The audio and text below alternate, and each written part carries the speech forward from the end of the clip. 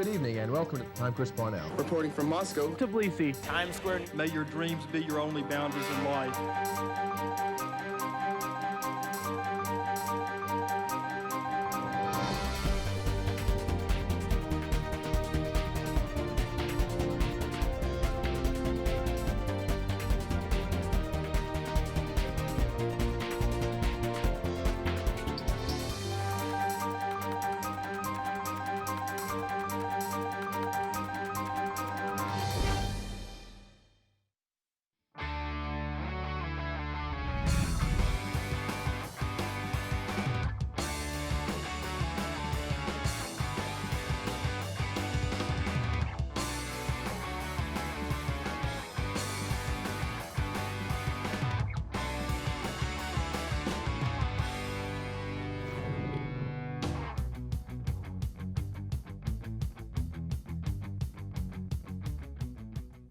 Hello and welcome to this week's edition of GHS-TV's award-winning talk show, Crosstalk. I'm your host, Renee Mann. Each week in this time slot, we take a look at different issues, personalities, and events that affect you and our community. The United States, the land of opportunity. Hundreds of thousands of people immigrate here every year, looking for a life better than what they have at home. You may not realize, but the Mid-South is made up of many immigrant communities. Later in the show, we will talk with two men who immigrated here years ago and built up a successful practice in business. We will also hear about a local church that provides services to Memphis's immigrant Latino community. But first, on the legal aspect of immigration, we have attorney Spencer Glazer and bilingual paralegal Soki Vondet from the Siskin-Susser immigration firm. Thank you so much for being on our show today. You're welcome. Mr. Glazer, there's more to immigration than just crossing borders. So tell us more about that. Absolutely. Well, many immigrants do cross the border. I would say a majority of the immigrants do come here in a legal fashion, whether that be through a family member who already has citizenship or a green card, or through an employment-based visa. So many companies, many large companies, they want to hire the top talent from around the world, and in order to do that, they file immigrant and non-immigrant visa petitions with the U.S. Immigration Service. You're an attorney at Siskin-Susser, which is considered one of the nation's most respected law firms on immigration. What makes Siskin-Susser the best? Well, first off, I want to say thank you for that noble comment about us. I really think that it's the people that work there. Everybody there is very compassionate to the immigrant community, and we do, in fact, have a lot of immigrants to the United States who now work for us at Siskin-Susser, so they can relate to our clientele. Additionally, the #1 bar complaint to the state bars for attorneys in every state, no matter what type of law it is failure to communicate with clients. So clients are constantly calling the attorneys, asking questions about their case, and the attorneys are busy and not returning calls. So we make a point to return every phone call, answer as many calls as possible, and answer all emails. Now it's all emails, hundreds of emails every day. And we also have people in the office that speak many languages. We have an Arabic translator, many Spanish translators, French and German. Which you have with us today, Ms. Vondet. Tell us about your work as a bilingual paralegal for Siskin-Susser. It has given me the chance to really do the main thing that I like to do, which is to help people. I can communicate in English with my clients, and actually I call them my clients because it goes from the attorney comes to us, and we work closely with them. English or Spanish, it doesn't matter, and they all get the same treatment, the same care, and we put our foot forward to make sure that they understand in every aspect of the process. You play a big part in starting the process of visas and citizenship. So how do immigrants typically start out when you see them? Scared. That would be the first thing, and not only that, but also sort of like confused, not knowing the trust, okay, because a lot of them, yes. If I can chime in, the immigration process in the United States right now is a very, very complex, convoluted process. Exactly. So when immigrants try to tackle that process on their own, by themselves, it causes so much anxiety and stress. And I mean, think about it. They're starting a new life in a new country where everything is new. Oftentimes the language is new, they can't communicate. So they come to us in a very anxious, Yes. typically Yes. scared type state. And it's our job to just make them comfortable. The way my personality pretty much shows like when they come in, very familiar, you know, like I've known them forever. And they really appreciate that. And pretty soon you see them just kind of calming down, and then they become part of the family. You know, they will always remember your birthday. They always remember, hey, Mother's Day, I can get a rose from one of them. I mean, it is just fantastic, the way that they feel. And in return, it makes me feel just wonderful. I've been doing this now for 18 years, and I can never say that I'm tired of it. Well, you started out as a secretarial science major. That's How did correct. that help you get this job? Well, actually, I started as a secretarial, and that took me into the dental field. And I was administrating the dental offices. And by chance, one friend of one of the attorneys, Lynn Sasser, came over to the office and said, hey, you know, I have an attorney that would like to have a bilingual paralegal. And I started doing everything that she told me. She taught me, and she put me through it, and that's where I'm at. Well, Mr. Glazer, your work, you focus mostly on entrepreneurs who want visas to start their own companies. Tell us about that. Yep. Yes, so lots of entrepreneurs, in fact, some of the best entrepreneurs in the world, or in the US, are from different parts of the world. Google was founded by an immigrant. SpaceX was founded by an immigrant. In fact, more than half of the billion-dollar startups in the US were founded by immigrants.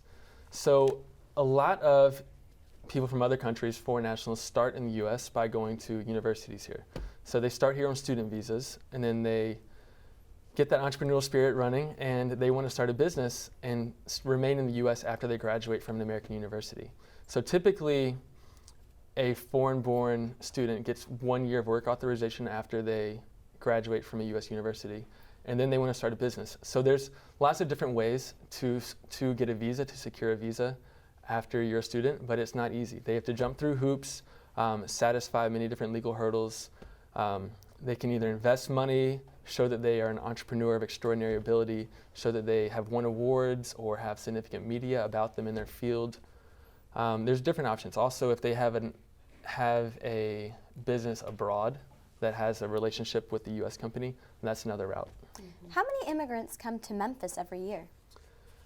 I don't think that they give a hard number for each year, just because, think about it, the immigrant communities are kind of underground. Yes, correct. But in Memphis, I believe that the number is about 7% of our population are immigrants, which is relatively very, very low for major U.S. cities in the U.S. In fact, I think cities over 250,000, we only have 7%. Cities like LA, San Jose, Miami all have above 35% immigrant populations. Well, with the heated debate over immigration in our politics today, how do you view the arguments against immigration and refugees entering the U.S.? Ms. Vondet? One of the things about the United States is that you bring everyone with open arms. And so we all come from immigrants. And I am not exactly sure, I'm not into the politics of this whole thing and debate, but I think we need to welcome everybody that deserves to be welcomed. Well, Ms. Vondet, Mr. Glazer, thank you so much for being on our show and talking more about the immigration system we have in our U.S. Thank you. Thank you. We have to take a short break now. When we return, we will find out what a local church is doing to help the immigrants from Latin America. Stay tuned.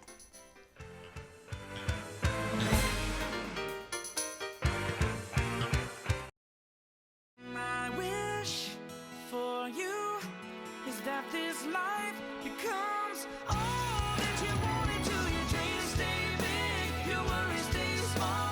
You never need to carry more than you can hold. And while you're out there getting where you're getting to, and lots of sad things too.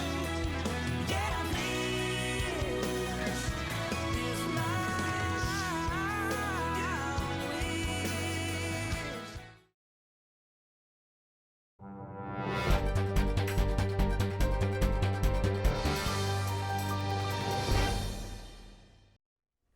Welcome back to Crosstalk. If you are just joining us, we are focusing on the hot button issue of immigration, from organizations that offer aid to the viewpoint of immigrants themselves. Joining us now is Daisy Diaz from Nueva Dirección Church. Thank you so much for joining us today. Thank you for having me here. Now at Nueva Dirección, you offer your help to immigrants who have come to the U.S. and don't speak English. Talk to us about your program. Well, Nueva Dirección is a church that works with Latinos, not just immigrants, with Latinos, first generation Latinos, and with immigrants. But we have a community center, and that is how we serve the community. It's an outreach program. We work with children and with youth from kindergarten to 12th grade that are immigrant children and first generation Latinos. And just to clarify, first generation Latinos are kids that are children of immigrant parents but are born here in the United States. We work with them through educational programs. We have recreational programs. We have some outreach where we have different things that we call club nights where we share the gospel with them. And we just have all different kinds of activities. We have outings, we have camping during the summer, and just all kinds of different experiences, all with the purpose of just getting them to be able to acclimate to the United States and the lifestyle here and the school system here, which is very different from what they're used to. Now, Ms. Diaz, you are the founder of this program at Nueva Dirección. How did it get started? About 10 years ago, I was already working with the youth. I had a youth program, and there was a situation down the street where there was a community center already in place, and some of the Latino youth would go there, and there was a shooting in front of that community center where 2 young people were gunned down in front of the police station and the community center. And from that, a lot of the kids were afraid to go, and the parents were afraid to let their kids go. There was a lot of crime at the time, and from that, we realized there was a need for a safe place for kids. At the time, I was already having to help a lot of the kids that I was working with homework, and I was already visiting the schools and helping and volunteering with their ESL needs. And so little by little, this just began to grow. There were some funders that we had that were asking us to do something more intentional. So it just grew into what we call the community center now, Las Americas, where we're in the schools 3 days out of the week. We're in 5 different schools in the city. We help with their ESL tutoring needs. We help the teachers wherever we can. And then after school, we're doing homework with kids from K through 12. We also have a recreational program, which is a soccer league where we serve more than 140 kids. And we also have, during the summer, we have different camping experiences. Some of them are funded by donors. Some of them are experiences that we have where we've been invited to come in and bring some of our elementary kids. And then we have camps where we take kids out of town, high schoolers and middle schoolers, and we have this camping experience with them. So we just try to do stuff all year long where we have the family connected to a place where they're safe, where they can have fun and they can come and just experience life with us, and where we can have volunteers and other people to just share with them and mentor them and walk with them. You're helping the whole Latino community, which is pretty diverse. What countries do they come from? Some of the countries that we have represented in Las Americas are El Salvador, Honduras, Guatemala, Mexico, definitely, Puerto Rico. We've had kids from Panama, Uruguay, Brazil. Oh my gosh, it's endless. You have a full house. I mean, I could go on and on, but yeah, we have a big diversity of people that we serve. Do you have any success stories that you could share with us? Yeah, we have a lot of success stories. I think I can talk about some people from when I first started ministry. I think one of our biggest success stories has been just seeing how kids that I've been able to serve in the past, they leave, they have an experience with God and they've grown in the ministry, and then they leave and we don't see them for a while, but once they're married and they have kids, they've come back and they come and they serve in their leadership in church, or they come back to Las Americas and serve as mentors and serve as volunteers in our community and help with other kids. That's always successful. But I remember in particular these 2 young girls who came, and they were in my youth ministry, and they didn't know any English, and within 3 years they became tutors in their school teaching other kids English, and their dream was always to work for one of the top Fortune 500 companies. And now both of them work for the top 5 Fortune 500 companies. One of them works for Exxon as an executive and the other one for Walmart as an executive. And I never take credit for that because it was their hard work, but just knowing that I could be a little part of that and live life with them for a little bit, and know that we could plant a little bit of seed in that always feels like a great accomplishment. And like that, we see kids every day, you know, that come in and they don't know any English and they are scared and there's a big culture shock and they don't know what to do. And I think it's even harder to see the parents, because I think there's a misconception where people think that parents don't care because they're not involved. But I don't think they realize how intimidating the whole culture shock and the lack of not knowing the language and understanding our culture can be here in the United States. It's not a lack of them not caring or not wanting. It's just they don't know, you know, but they have such a desire for their children to be successful. That's what's really driven them to come here and to bring their kids here to give them a better life. So when you see those kids be successful and see the parents, the gratitude that they have and just see how happy they are when they see their kids succeed, that just makes it all worth it. And then we have kids like, I have a little girl named Luce that just started in January with us, and when she came in, she couldn't speak any English, and now she can read a whole book, and just see how excited she gets when she finishes the book, and to know that she read it on her own, that I didn't have to help her. That just makes everything you do worth it. Well, Ms. Diaz, something that we've talked about on today's show is immigration as an issue in today is politics in the U.S. debate and the presidential candidacy. But those who are against immigrants, they tend to be against the programs that you have and offer to your communities. So how do you feel when you hear a specific ethnicity like Latinos being attacked in political debates today? It's really hard to listen to. It's really easy to generalize when you don't know the people. People speak out of ignorance.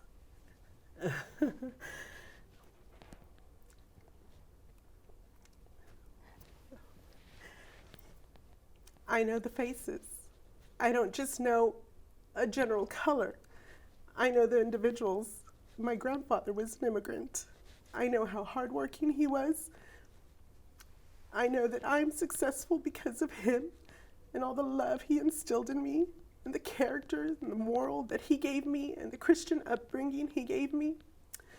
And I know the kids that I work with. I know the purity that's in them and the innocence. And I know their dreams and I know their desires. And so it's really hard to hear that. When I know the individuals, I know there's bad people in every culture, and I know there's Latinos that are bad. Just like I know there are white people that are bad and there are African Americans that are bad. There's bad in everyone. But I also know there's a lot of good people out there, and I know among our culture and our community there's a lot of good people, so it's really harsh and hard to hear that when they generalize, when I know that I work with the good ones. Well, Ms. Diaz, we are so appreciative of all the work that you're doing at Nueva Dirección. Thank you so much for telling us all about your program. Thank you for having me. We have to take a short break. When we return, we will speak with 2 men about what they experienced when they made the decision to come to the U.S. Stay with us.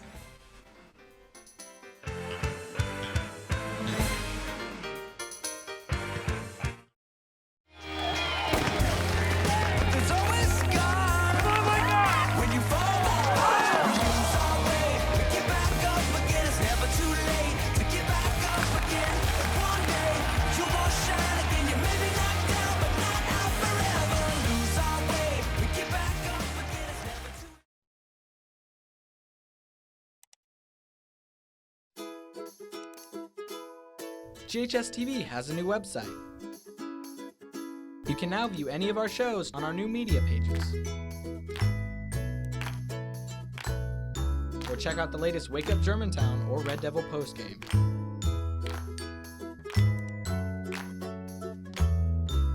As always, we're streaming live 24/7. Just visit ghstv.org today.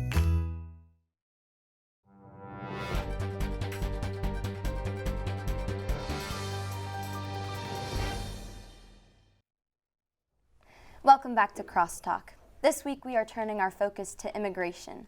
It's a topic that has been front and center this election season.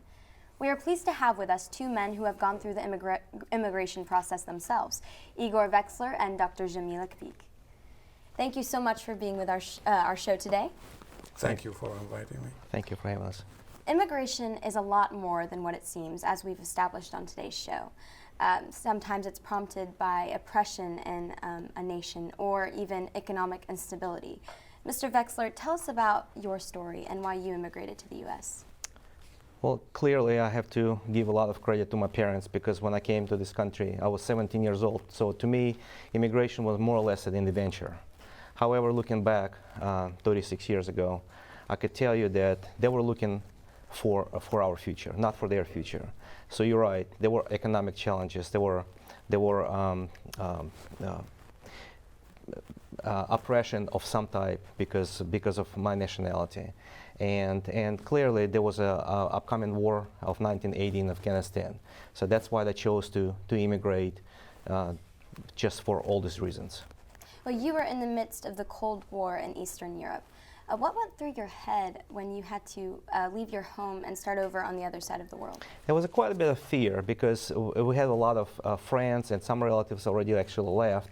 So we had a very conflicting stories. On one hand, we get letters and messages from friends and relatives that America is a great country of opportunity. No one dying from the hunger. On the other hand, you could turn on the television, you could see news reports that how bad the America is, how bad, how rich the rich people are and how poor the poor people are, and such a great differences in classes. So we basically almost like turning the entire time frame back to 30s or 40s. We didn't know what to expect when we came here. And Dr. Ekbik, what's your story? I'm a surgeon, and I graduated from Damascus University Medical School. I always wanted to come to the United States, basically to advance my training, and I did surgical training in Massachusetts. So the process was to send applications to a variety of medical schools in the States.